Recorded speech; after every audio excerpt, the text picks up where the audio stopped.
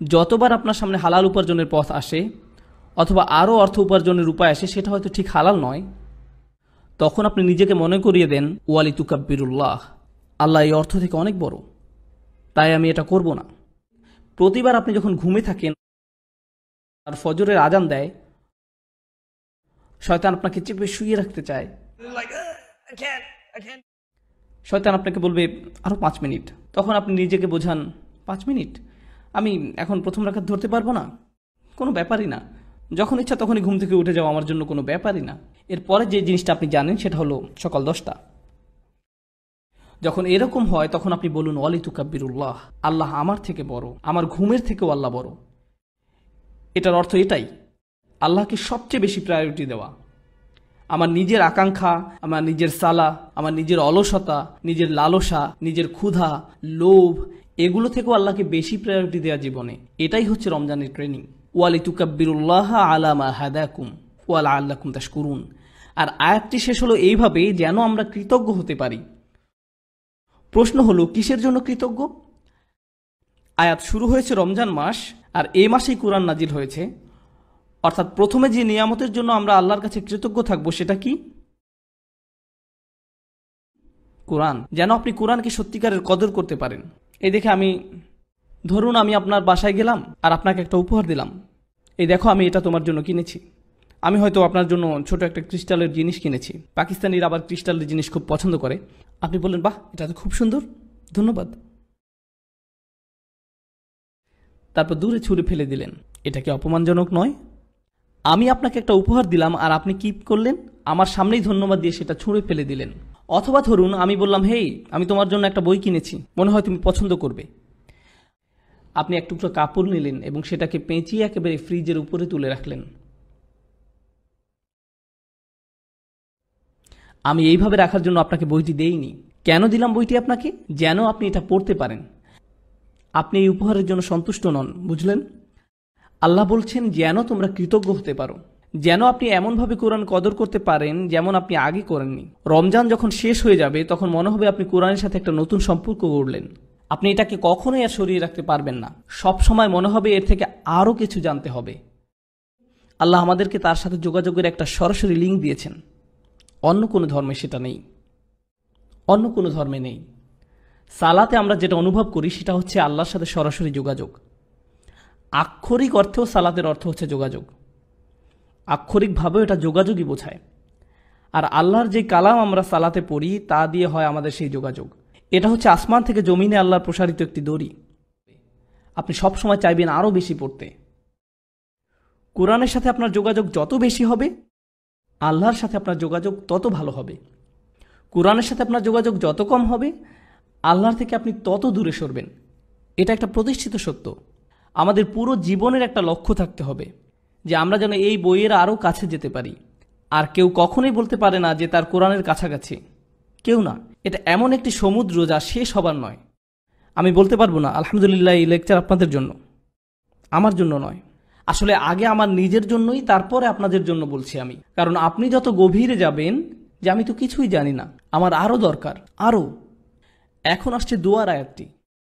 সুবহানাল্লাহ, এর প্রত্যেকটি শব্দ প্রথমে শুরু করি ইদা দিয়ে। ওয়া ইদা সাআলাকা ইবাদি আন্নি, অর্থাৎ ইদা দিয়ে শুরু হয়েছে। ইদা অনুবাদ করা হয় যখন। আরবি এবং ইংলিশ দুইটাতেই একটা পার্থক্য আছে, যখন এবং যদির মাঝে। আমি চাই যে আপনারা যখন এবং যদির পার্থক্যটা বুঝুন।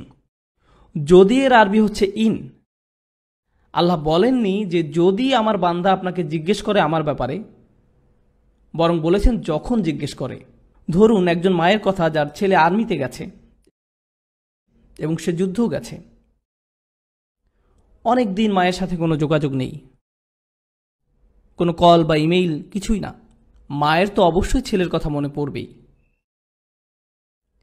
মা কি বলবে, যখন আমার ছেলে আসবে তখন আমি খুশি হব? নাকি বলবে যদি আমার ছেলে আসে আমি খুশি হব? সে বলবে যখন আমার ছেলে আসবে তখন আমি খুশি হব। বলেন যখন। আপনি তখন যদি বলেন না, বলবে না যে যদি ছেলে আসে তাহলে আমি খুশি হব। কারণ সে যদি বলে যে যদি আমার ছেলে আসে তাহলে আমি খুশি হব, এর অর্থ সে এটা মেনেই নিয়েছে যে তার ছেলে মরে যাবে, কিন্তু যদি বলে যখন, তার মানে সে আশা করছে যে সে ফেরত আসবে। যখন আপনি কাউকে হারিয়ে ফেলেন আর আপনি চান যে তারা ফিরে আসুক, আপনার অন্তর এটা মেনেই নিতে পারবে না যে সে আসবে না। আপনি তখন যদি বলেন না, বলেন যখন। আল্লাহ বলছেন যখন আমার দাস তোমাকে জিজ্ঞেস করবে। উনি বলেননি যদি আমার দাস তোমাকে জিজ্ঞেস করে। কেন? কারণ আল্লাহ আশা করছেন যে আমরা এই ব্যাপারে জিজ্ঞেস করব। উনি অপেক্ষা করছেন আমাদের ডাকের জন্য। এটা অনেকটা এমন যে আল্লাহ অপেক্ষা করছেন কখন আমরা চাইব। সুবহানাল্লাহ। যখন, এই একটি শব্দের মাঝে আছে বিশ্বাস, আশা, ভালোবাসা, সব কিছু। আল্লাহ যদি এমনভাবে বলতেন যে আল্লাহ মানুষকে পরোয়াই করেন না, তারা চাক বা না চাক তাতে তার কি। এবার আসি সাআলা শব্দটি নিয়ে। এটা অতীতকাল। ইদা ইয়াসআলুও বলা যেতে পারে, যেটা দিয়ে বর্তমান কাল বোঝায়। ইদা অতীতকাল এবং বর্তমান কাল এই দুই ক্রিয়ার সাথেই ব্যবহার হয়। যখন বর্তমান কালের সাথে ব্যবহার হয় তার মানে বারবার বোঝায়। মানে যদি বোঝানো হতো আমার দাস যখন আমার সম্পর্কে বারবার জিজ্ঞেস করে, তখন হতো ইদা ইয়াসআলুকা। কিন্তু আয়াতে বলা হয়েছে ইদা সাআলাকা। এটা অতীতকালের ক্রিয়া। শুধু কোনো কিছু একবার হয়েছে সেটাই বোঝায়। এর মানে আল্লাহ বোঝাচ্ছেন আমি আমার দাসের জন্য অপেক্ষা করছি, সে যদি একবারও আমার কাছে চায়। আমি অনেকবারের জন্য না, তার একবার ডাকের জন্যই অপেক্ষা করছি। এরপর বলছেন সাআলাকা, তারা আপনাকে, রাসূল সাল্লাল্লাহু আলাইহি সাল্লামকে জিজ্ঞেস করবে। কোনো সাহাবী বলতেন যে আমি আল্লাহ সম্পর্কে আরও জানতে চাই। তো কাকেই জিজ্ঞাসা করবেন? কাকেই জিজ্ঞাসা করবেন? রাসূল সাল্লাল্লাহু আলাইহি সাল্লামকে। এরপর আল্লাহ বলছেন সাআলাকা ইবাদি, বলেননি যে সাআলাকা হাউলা, সাআলাকাল্লাযীনা আমানু, যারা বিশ্বাস করে তারা জিজ্ঞেস করলে, সাআলাকাল মুমিনুন, মুমিন বান্দারা জিজ্ঞেস করলে, সাআলাকাল মুসলিমুন আসহাবুক। তিনি বলছেন ওয়া ইযা সাআলাকা ইবাদি, আমার দাসেরা, আমার দাসেরা। উনি বলেননি যে ইবাদুনা বা ইবাদাল্লাহ, বলেছেন ইবাদি। শেষের এই ই দিয়ে বোঝায় আমার দাস। আল্লাহ কোরআনে সে, আমরা, আমি এগুলো ব্যবহার করেছেন বিভিন্ন সময়। আমি, কখনো উনি আমি ব্যবহার করেন, কখন উনি আমি ব্যবহার করেন যখন হয় উনি বেশি ভালোবাসা দেখান অথবা বেশি রাগ প্রকাশ করেন। শুধু এই দুই প্রেক্ষাপটে। আপনি যদি কোরআনের একটি আয়াত পড়েন যাতে আমি ব্যবহার করেছে, সেক্ষেত্রে দেখবেন হয় আল্লাহ অসম্ভব ভালোবাসা দেখিয়েছেন অথবা প্রচণ্ড রাগ দেখিয়েছেন। সাধারণ কোনো ক্ষেত্রে সেরকম হয়নি। এটা হচ্ছে এমন আয়াত যাতে অসম্ভব ভালোবাসা দেখিয়েছেন। তাই উনি বলছেন ইবাদি, ইবাদুনা বলেননি, আমার দাস বলেছেন। আমরা অনেক সময় আমাদের কাছের কেউ দূরে থাকলেও বলি আমার ভাই, আমার বোন, আমার বাবা, আমার মা। এর মানে এই না যে আপনি ওদের মালিক। এ দিয়ে তাদের প্রতি আপনার ভালোবাসাটার প্রকাশ পায়। যখন আপনি কারোর জন্য ব্যবহার করেন, এক্ষেত্রে তারা হচ্ছে আল্লাহর দাস। এমন হতে পারে এরা হয়তো আল্লাহর ইবাদতই করেনি। এখন তারা কার কাছে জিজ্ঞেস করেছিল? দেখি আপনাদের মনোযোগ কেমন আছে। তারা কি আল্লাহর কাছে সরাসরি জিজ্ঞেস করেছিল নাকি রাসূলুল্লাহ সাল্লাল্লাহু আলাইহি সাল্লামের কাছে জিজ্ঞেস করেছিল? তারা রাসূল সাল্লাল্লাহু আলাইহি সাল্লামের কাছে জিজ্ঞেস করেছিল। এখন আমি অর্থটা আবার বলি, যখন তারা আমার সম্পর্কে জিজ্ঞেস করে তাহলে তাদেরকে বলো আমি নিকটে। আয়াতে কিন্তু বলা হয়নি তাদেরকে বলো, আয়াতে বলেছে ফাইন্নী করিব। যখন তারা আমার সম্পর্কে জিজ্ঞাসা করে তখন আমি একদম কাছে, তখন আমি একদম কাছে। কোন জিনিসটা বলা হয়নি? তাদেরকে বলো ফাকুল্লাহুম ইন্নী করিব। কিন্তু এখানে কোনো ফাকুল্লাহুম নেই। কেন? লোকজন রাসূলুল্লাহ সাল্লাল্লাহু আলাইহি সাল্লামের কাছে জিজ্ঞেস করতে এসেছিল। হয় না আমাদের সময় লোকজন আলেমদের কাছে গিয়ে জিজ্ঞেস করে আল্লাহ কি আমার দোয়া শুনবে? আমার অনেক ভুল হয়, আমার অনেক নামাজ বাদ গেছে, আল্লাহ কি তারপরও আমার দোয়া শুনবে? আল্লাহ কি আমাকে জাহান্নামে নিক্ষেপ করবে? এগুলো মানুষ আলেমদেরকে জিজ্ঞেস করে। আর এই ক্ষেত্রে সাহাবীরা রাসূলুল্লাহ সাল্লাল্লাহু আলাইহি সাল্লামকে জিজ্ঞেস করেছিলেন। আল্লাহ নিজেই সরাসরি উত্তর দিলেন। উনি রাসূলুল্লাহ সাল্লাল্লাহু আলাইহি সাল্লামকে দিয়ে নয়, বরং উনি আপনার সাথে, আমার সাথে সরাসরি কথা বলা শুরু করলেন। আমি এত কাছে যে আমি তোমার সাথে কথা বলছি। আমি এমনকি রাসূল সাল্লাল্লাহু আলাইহি সাল্লামকেও বলছি না যে তোমার সাথে কথা বলতে, আমি সরাসরি তোমার সাথে কথা বলবো। এখানেই কোরআনের সৌন্দর্য। লোকজন রাসূলুল্লাহ সাল্লাল্লাহু আলাইহি সাল্লামের কাছে জিজ্ঞাসা করতে আসলো, আর আল্লাহ বলেননি যে আপনি ওদেরকে গিয়ে বলুন, বরং উনি ঠিক করলেন যে উনি নিজেই বলবেন আমি খুব কাছে। তুমি আমাকে বিশ্বাস করো না কেন? আমি বললাম তুমি বিশ্বাস করো না? বললাম ইন্নি শব্দটার কারণে। ইন্নি মানে বাংলায় অবশ্যই, কোনো কিছু নিঃসন্দেহে বোঝাতে ইন্নি শব্দ ব্যবহার হয়। তাই কেউ যদি কোনো ব্যাপারে সন্দেহ পোষণ করে তখন ইন্না ব্যবহার করা হয়। এখানে আল্লাহ বলছেন কখনোই আমি কাছে নেই এই সন্দেহও করো না। কেন তুমি সন্দেহ করছো যে আমি কাছে নেই? কেন তুমি ভাবছো যে আমি তোমার থেকে দূরে সরে যাব? তুমি আমার থেকে দূরে সরে গেছো, আমি না, তুমি সরেছো। তুমি আমার অবাধ্য হয়েছো, তুমি আমাকে ভালোবাসা বন্ধ করেছো। আমি কখনো তোমাকে ভালোবাসা বন্ধ করিনি। তুমি দূরে সরেছো, আমি সবসময় কাছে ছিলাম। আবার কারিব শব্দটাও, কারিব হচ্ছে ইসমে সিফা, যার অর্থ আমি সব সময় আছি। পুরো বাক্যটা দ্বারা অবশ্যই আমি সব সময় আছি, কাছেই। আমার দাস এটা জানুক। আরেকটা ব্যাপার হচ্ছে, আল্লাহর কতগুলো নাম আছে? অন্তত 99টা। কত সুন্দর সুন্দর নাম আল্লাহর। তাই যখন মানুষ জিজ্ঞেস করলো আল্লাহ সম্পর্কে, তখন তাদেরকে আল্লাহর কোন নামটা বলা সবচেয়ে বেশি জরুরি? ওনার কোন গুণটা? যে উনি একদম কাছেই। কেন? কারণ যখন উনি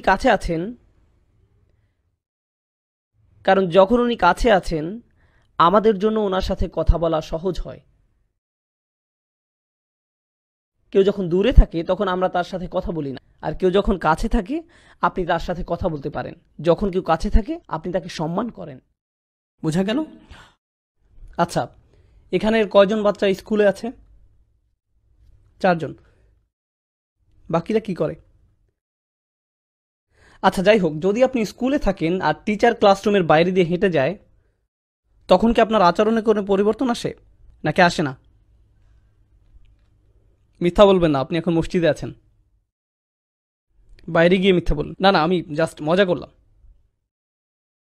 যখন টিচার আপনার কাছে থাকে আপনার ব্যবহার একরকম হয়। ধরুন আপনি একটা পরীক্ষা দিচ্ছেন, টিচার হেঁটে বেড়াচ্ছে, আপনি কি আপনার পরীক্ষার খাতা একটু ঢেকে ফেলেন না?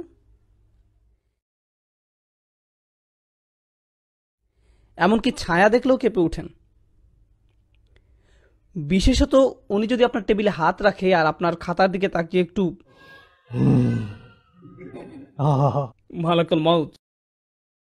আমি আমার স্টুডেন্টদের সাথে এরকম করি, কারণ আমি তাদেরকে মানসিকভাবে টর্চার করতে পছন্দ করি। এটাই টিচিংয়ের সবচেয়ে বড় মজা। আপনি তাদেরকে নিয়ে খেলতে পারেন। আল্লাহ বলছেন, যদি আমার দাস আমার সম্পর্কে জানতে চায় তাহলে বলুন আমি একদমই কাছে আছি। কেউ যখন কাছে থাকে, আপনি যখন আশেপাশে পুলিশ অফিসার দেখেন, আপনি অন্যরকম আচরণ করেন।